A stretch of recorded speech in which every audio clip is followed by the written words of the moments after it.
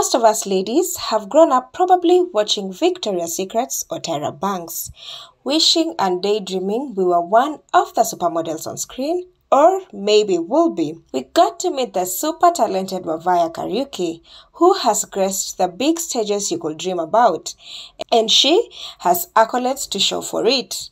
She is the former Miss Universe Kenya, the second runner-up Miss Elite World, and the second runner-up Miss World Kenya. Just what makes a beauty pageant?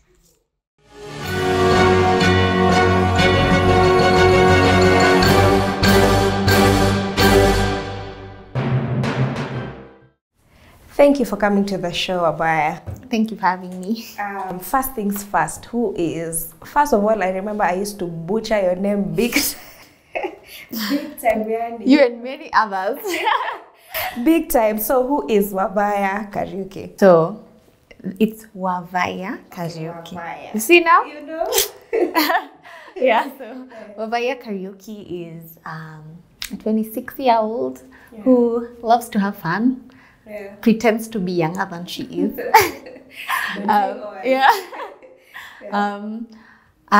Wabaiya Kariuki loves people, loves making people happy, loves getting to know other people and trying to find ways to help them and just cheer them up in case you get the opportunity, because I think that's really the thing that makes me happy. So I love to do all those things. My career path has really sent me on that journey. So, yeah, I'm a lover of people. Because I'm talking about your career, like you did actual... Oh, fun fact, we went to school together, so you'll get the banter. Yeah. You did actuarial science back then, but you found yourself in the modeling world. Like what transpired? What made you just feel like, you know what, actuarial science, takwa certificate ya kitabu? So actually, modeling came before actuarial science. Fun fact. There are going to be a lot of fun facts at this point. So I started modeling when I was in high school, actually.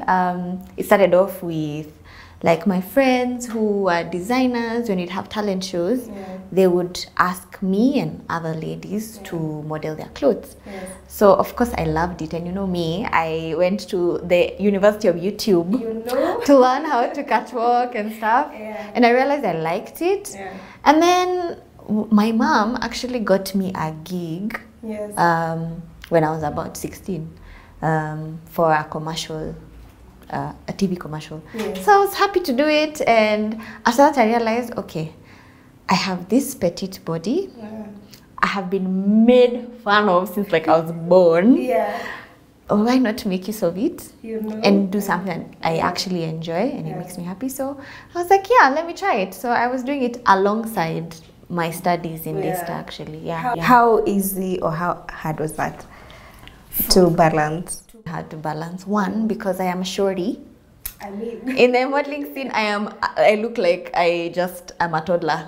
So it was a lot harder to get work than it was to get work. So while if I was taller, I would be struggling because you know the traffic is a lot. I rarely got work, so I wasn't busy much outside of school.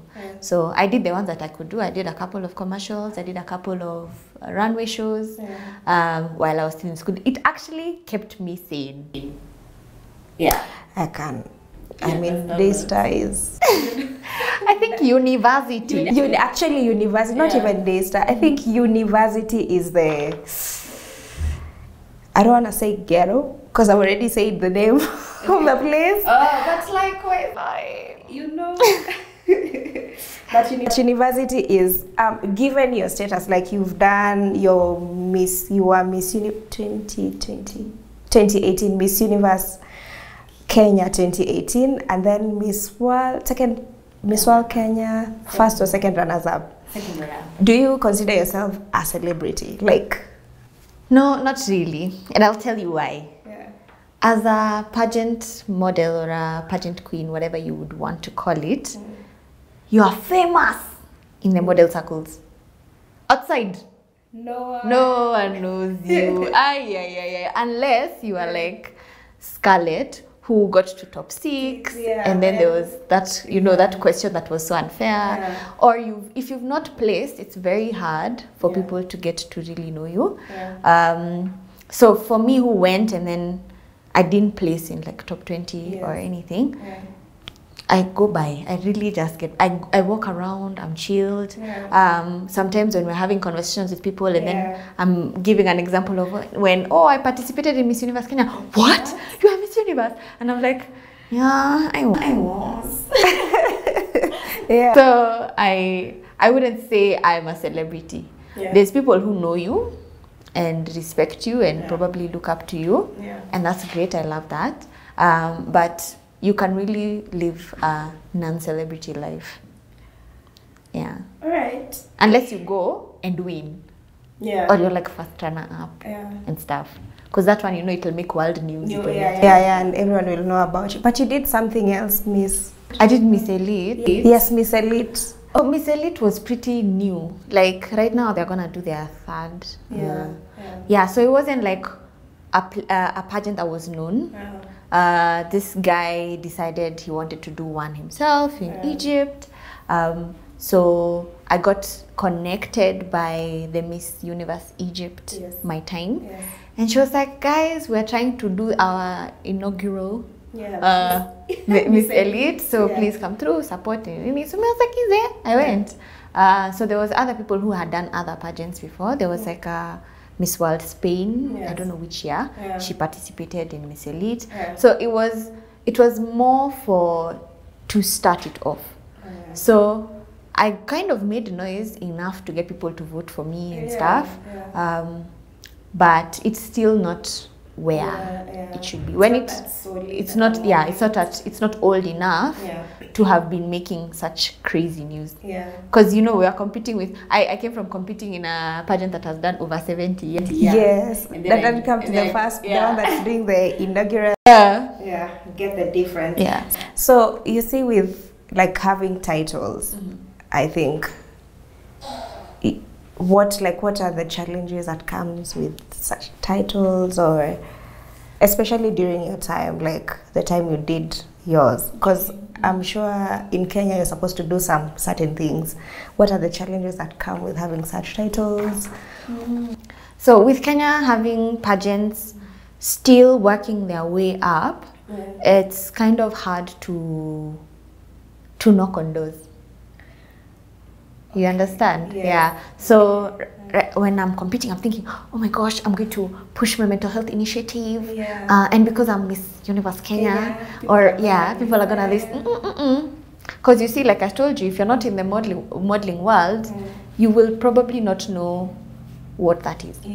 So if I'm going there at I'm sijui who, and I want to and I want to do this, and I would do a sponsorship. It's really, really hard. But I realized I think it just takes like skill. So you have to move without thinking the name is what's going to propel you. You have to move as if regular Wabaiya Kariuki, walking into an office, I need to propose and make sure you see the value of sponsoring this initiative that I have. And I think that's what would have made a difference. I was pretty young, I didn't know all these things. So I was like, okay. But given a chance, would you do it again? Only better if you... I liked the idea of pageants. So I would, obviously I can't now because I've already done it. But and that's the thing that I tried to do even with Miss World. So the mistakes that I made when I was competing for Miss Universe, I tried to rectify. So I came in with like a different mind, a different headspace. I came in, I feel a bit more prepared. So if Jane, not Jane, what's her name? JKN, and the owner of Miss Universe, as in that name, has refused. The new owner, she's making a lot of changes. If she was to decide, let's do a Miss Universe All Stars. You're there. And then you can compete again. I am back there. But the other thing is, people don't realize, so when you win this pageants, people assume, oh, all these brands are going to be chasing you and stuff. But brands are thinking, now she's too expensive. So you're in this limbo of, if you don't know how to speak to brands, or you're not well managed, you will be in that middle ground where these guys think, wow, this girl, she's probably working with I don't know who and what, and then these other ones thinking, yeah, we can't afford her. Goodness. So it's a bit unfortunate. So you have to really now be a go-getter. So these challenges are not really bad per se, because you have to learn from them, and when you learn from them, you'll be unstoppable. For sure. I still feel you're very talented, like having walked those, runways. Honestly, personally, I feel like you're talented. And that's why I was just like, what do you think beauty is, like, in your perspective? In my opinion. Yes, in your opinion. I think beauty is having a heart that loves, a heart that serves, and just, taking care of yourself and the people around you. So that's the same thing, like love and serving. You get my point. So if you love people genuinely, you will do good, and your beauty radiates. If you serve, you are, you're doing a good thing, but also for you, it helps you with your mental health, because you feel like there's more to life than just yourself. And when you're doing it, you realize you are more beautiful. When you take care of yourself, if you eat right, you look better, you feel better. If you exercise, you look better, you feel better. And sometimes the looking better I'm referring to is not to the standard of what anyone else thinks. It's to the standard of yourself. So if you look and say, I love the way I look, that's all that matters. If someone else comes and tells you, I don't know what, you're like, please, I'm sleeping enough, I'm eating right, I am working out, consuming things that are good for you. So obviously, and you say, like the talent thing, thanks. If you express yourself also in a beautiful way, because many people, I don't think there's anyone here in this earth who is not talented. So you just put it out there, because people get to love it, to see themselves in it. And I think that's beautiful. It's a beautiful thing for sure. It's a beautiful thing for sure. That was pretty, like, in depth.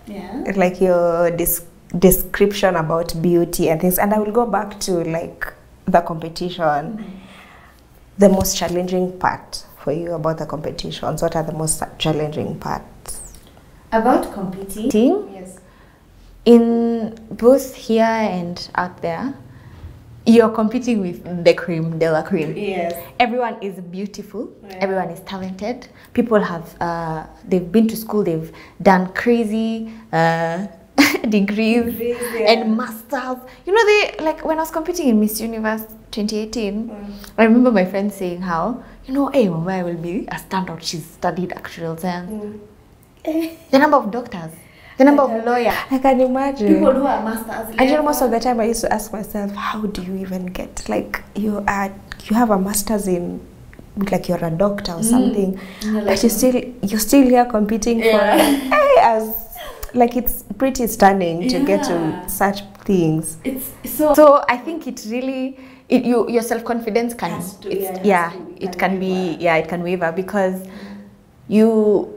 you might come from a place where you're thinking, wow, I want this, I'm doing great. And then you go and obviously you meet people who you deem as more excellent than you, and it's scary. You see people that are more prepared than you. I competed for Miss Universe as my first pageant. No prior like experience, and no prior transactions before to tell you. I watched Scarlett's win. Like I watched when she went and competed, and then it was like, let me watch others. But like I had not thought about all the preparation that goes into it. And then obviously because I was crowned like less than a month to the competition. I was just in the dark. Let me tell you. So I decided to have fun with it. Yeah. So some of the challenges were that my self-confidence kept wavering. Yeah. The kind of, let me call it lack of preparedness, but not in a bad way, just because I was like not prepared for the international competition. It made me feel, it didn't help with that confidence. And then you go compete and you're there for a long time. Yeah. Yeah. Most of the time, if you're, unless you're from a background where you travel a lot and you didn't stay in places for long, there's this thing called homesickness. You know, it kicks in. What? I was a border and everything, but nothing could have prepared me for this. I want to come back home. I want to come back. So there was that. So towards the end of the competition, you're tired. You're just like, just do it. Yeah. Like, let's get it over with. Yeah, so those were the two things. I was so privileged in my year, both in Kenya and in Thailand. There were no Kati girls. That's a challenge. I know a lot of pageant girls experience. Yeah, I did. Mine was so blissful. In Kenya, I was friends with all the girls. We used to just do bands the whole time. Yeah. And then out there, the same thing. I was probably not friends with all the girls because we were 93, honestly. I mean, but we couldn't be possible. Yeah, you made friends with who you could make friends with, and you made sure you laughed with almost everyone. And so that's a challenge I think maybe I could say I dodged. But yeah, the competition is pretty. Yeah, and then you're carrying the whole of Kenya. On your back. Isn't that such a huge responsibility? And then I competed after Scarlett. I can imagine, and then people are just like, you need to be. So they start measuring you with. If she reached top 6, you have to be top 3. Yeah. In fact, there's no two ways about it. And how is it? How is the moment when they call your name and you're, especially the big stage like Miss Universe, like they've called your name and you're walking out? How do you feel about it? It was an out of body experience. Can't lie. What it felt for me, because I didn't get a chance to be called in top anything, so that kind of sucked. But like for prelims, obviously they do that introduction. Kenya does this. First, I don't remember hearing any of that. Because in your mind but so it's your turn. So how people are saying you hear your country. You don't hear your country until you're mid-stage because of how it's choreographed. So for me, that moment, what it feels like is when the stage manager is like, go. You come out, because pageant fans in Thailand, they're big. Yeah, they're the ones who really make the competition what it is. They're the ones who will boost your confidence out there, because where in your life have you walked out and people have screamed like that? Yeah. Other than just turning a few heads. I mean, yeah. Not even scream, yeah, they'll probably say, sister. Sister. Then. Yeah. So I think it's so good, and I even experienced it here in Kenya for Miss World. When you have a big crowd, it's what changes everything. You come out and you're like, wow. You are feeling like you're not confident because, I'm coming out in a swimsuit. And I had never worn a bikini before I competed. Really? We should have come for a one-on-one, one-on-one class with me, man. You should have taught me. Wish we did this before, man. I was those babes for wearing a swimsuit that has a dress. You understand? Like you're covered up. So now here you are at a 2-piece. What do you mean? So the thing is, I always wanted to be like a Victoria's Secret model. Like every other model. So this is what it came closest to. Because they walk in their lingerie, their swimsuits, whatever. And now here I am with my swimsuit and my 2 heels on a world stage. It was mad. I think I got out of my body and looked at myself and I was like, Yanni, you've gotten to this place. It was beautiful. I don't have the words to describe that feeling, but it's one for the books. Let's talk about mental health. There's been like a couple of like models who've committed suicide, and that has been attributed to their mental health. How do you weigh in on that discussion? So it's many models, number one. Yeah. I remember last year when Miss USA passed on. Yeah. I think that shook everyone. What? I broke down and cried. I had never met Chesley, but I loved her. I loved her from watching her. Yeah. I loved her from, because she was so vibrant on TikTok, on Instagram, on like when she was a correspondent in events. And that's what I was describing as beauty, actually. Yeah.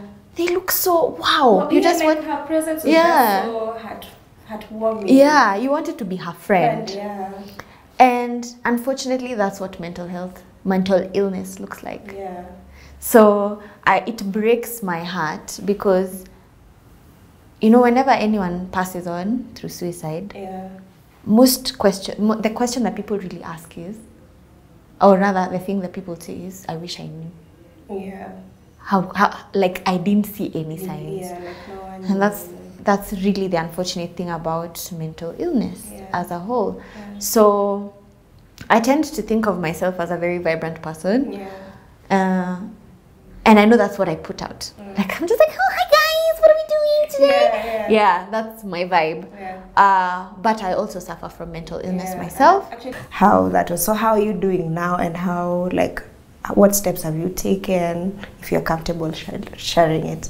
I'm okay, I'd say. I decided to take the thing I preach, I do, okay? I tell people to do therapy, I do therapy. All right. Seriously. When I went to the hospital and they were like, yeah, actually you need reinforcements, you need medication because your hormones are like completely in a disgusting state. Like you're not producing enough serotonin. So that's what the meds are for. So when they recommended it, like everyone else who has this stigma against mental illness, I stigmatized myself, and it took me a really long time to accept. So my therapist just constantly was talking me into accepting. It's just for a short period. You'll get better, you'll start to see the changes, you'll be able to at least get yourself to a place where you're moving and living comfortably, you're dealing with conflict a better way. Someone stepping on you doesn't mean your life has ended. So I got to a place of understanding and I started the journey. I did get a lot better, and people could see, obviously. The challenges will always be there because I have a predisposition to mental illness. I really have like the combination of depression, anxiety, ADHD. It's like, you open a Pandora's box. No. Google mental illness, Oxford definition, Wabaiya Kariuki. No, but like it just means that I have to make sure I'm taking care of myself. And so because communicating about mental illness is so difficult because, like I said, it doesn't have a face. So I chose myself as to be the story that is told. So you see this side who is happy, who is making noise, life of the party, and then you see this other side who can't wake up in the morning, can't stop crying. I remember seeing your stories and you're just like, today was a hard day, and I just like, it's pretty shitty to be in such a position. Like it's definitely really hard, and because a lot of the time, so there's different personalities and people are afflicted in different ways anyway. But sometimes you're in a situation where no one is expecting you to have those moments. You don't look like the kind of person who sits at home and cries. Then sometimes you show up wounded. You show up. I MC every now and then, and sometimes I'll give you a show. And I live. Have no idea where. The pillow. Let me tell you, I cry even on the drive home. What are you saying? The pillow on the drive home, and it's just I have exerted pressure. No, I've exerted energy from the last bank that I had, and now I think I've depleted and I'm on negative. So that's the reality of mental health in in the industry, in the country. And so because it's a difficult thing, it's not one of those things where you think, okay, let's go support by buying these things. No, it's not that kind of thing. And that's why even trying to get corporates behind you, it's okay, and then what happens? Also, then they'll be like, okay, what's in it for? Yeah, and results are not tangible. Actually, that's another. So it's been a journey, and I can't say that every day is a beach way. Trust. It's not. It's not. But you wake up and show up sometimes. When you get the strength to do it, you do it. But you have to take the measures that are required to make sure you're moving at 100. So if it's good friends, if it's therapy, and therapy doesn't have to be when you're sick at that place, that bad place that you're in. It's just so you are self-aware. For me, I feel like you have to have like a higher level of self-awareness for you to just realize that I'm not okay, and this is not okay, and things are not okay, and then seek help when you want. Exactly. And so it's underrated. And those are the things now I was saying about taking care of yourself, eating right, sleeping enough, getting some sunlight, getting your heart rate up every now and then. Those are things that will constantly keep you. They're underrated. But if you neglect, you will notice not only your physical will be affected, even your mental. And you've taken quite a bit like initiatives in the mental health. I think I saw it in your page still. I mean that you've done some few initiatives on mental health. What are those? So done? It's been quite. The first one I worked with an organization called PDO that was giving free therapy. But what we did was we would go to schools and talk to them about what it looks like, how to get help, who to reach out to, the hotlines, etc. And answer questions that a lot of people have that, they will probably not get a forum to ask. So we did that in universities, we did that in just general communities. And then I continued with that journey even with, I had a lot of friends who are psychologists, so I'd take them to schools with me and I'm like, let's do this. I had an opportunity to speak at the UN for, I think it was National Youth Week, to touch on that topic. The same with Moon, so we spoke in those ones. We did, what is it called?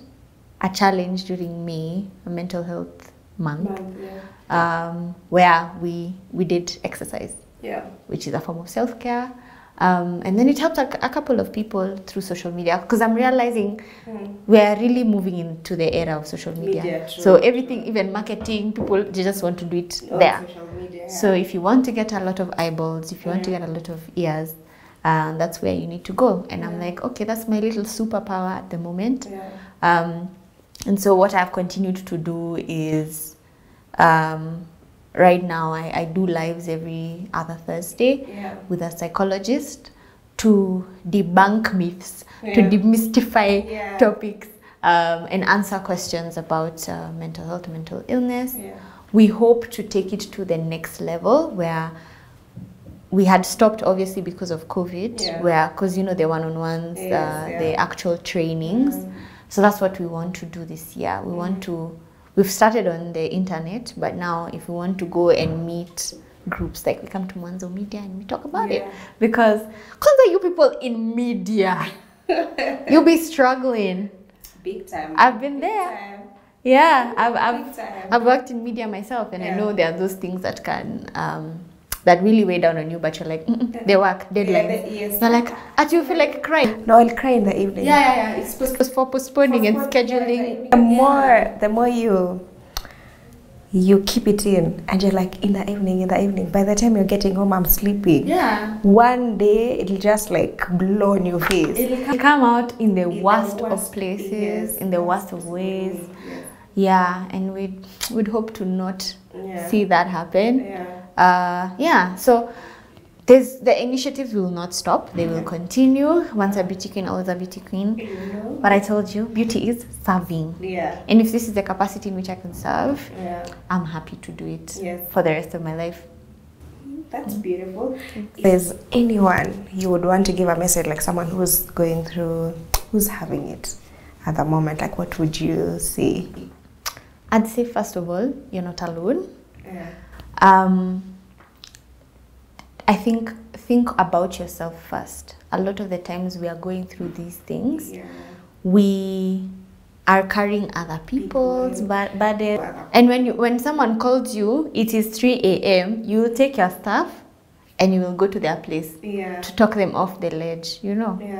But when it's you, sometimes you just are unaware of how to do it. And when you find that when you're in such a situation, there's something that happened to you that you don't believe that it's okay to take care of yourself. So that's why people need therapy. And so I would say, take care of number one. You cannot pour out of an empty cup. So make sure that cup is full so that you can continue being your best self and other people can experience your best self. So yeah, take care of yourself, reach out for help. There are things that you can do in your capacity, do. The help is there. It's a growing industry. It's not where it should be. It's not like the normal healthcare, which even that is problematic. But we are getting there. So if you can do it, take care of yourself. Always wanted to model, and we watched Victoria's Secret, and we watched Tyra Banks, and we watched you and so many other people on the runways. The way you put me on the stage. You know, I mean, and you watch all these people, and you look, and I'm sure of even there's maybe 2 or 3 people look up to you, and you're like, they're like you really, they really look up to you. What is that one thing you would tell them? Like if you want to not even really make it in the model industry, like a piece of something that probably you wished you didn't know that you know now and you would want them to know. You can never go wrong with preparedness. That will always, you know, help you in situations where your confidence is wavering. And it will, because you see, you know how like when you learn how to ride a bike, even if you're crying inside, you'll ride the bike. Your body doesn't forget. It's the same way. So it works in that way. So it will take over when you're not able to do it yourself. So I'd say be prepared. Do the things you need to do. Do your due diligence. Whoa, kizungu. It came fast. So do your due diligence. So if it's wanting to get into the model scene, you look and you see this brand really works with this type of look. So you make sure if it's something that you can fit into, make sure you're in tip-top position so that they don't have a reason to reject you. It's the same thing with a job interview. If you go in and you're just like aloof, you don't know what's going on, they'll notice, they can read through you. But now if you go there, you have your accolades if you need them, you have your experience, you can speak well about it. It's very hard for an interviewer to be like, nah. This one. The only thing maybe they'll worry about is how to pay you because they're like, wow, this person. They look like they're $1 million. So do your due diligence, get prepared. Self-confidence, which comes from positive self-talk. Affirmations will help you believe that what you're going for is yours. So it stops making it seem like it's something that's so far. If you believe that, I look at Joanne and I think I want to be seated on a seat like that, interviewing whoever, or these celebrities. If you can see yourself doing that, that's the first step. So be a go-getter, don't be afraid. I think as women especially, we feel we must downplay ourselves. So self-confidence is one thing that people should learn that they haven't. Thank you so much for being in the show, Wabaiya. It's been such a pleasant interview. Thank you. Hope to see you soon. In the runways. doing something great. Pray for me. Amen. Guys, this industry. Amen. Yeah.